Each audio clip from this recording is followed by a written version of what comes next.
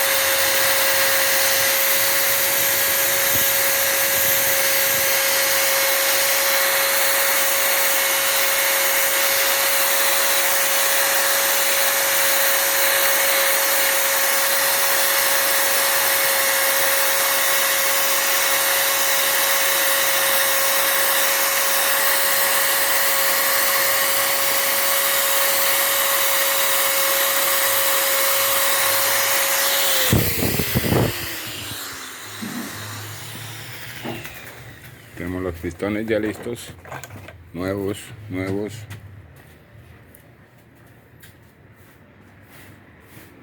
casi nuevos. Cadenilla de distribución, templetes,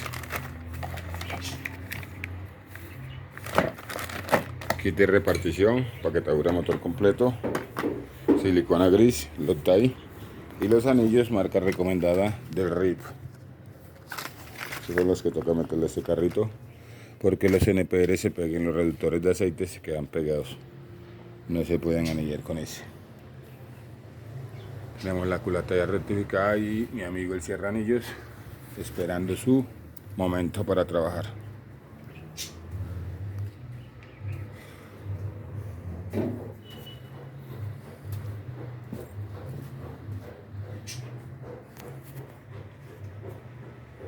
Dios mediante, todo de la mano de Dios nos va a salir súper. Trabajamos en Talleres del Valle, compañeros.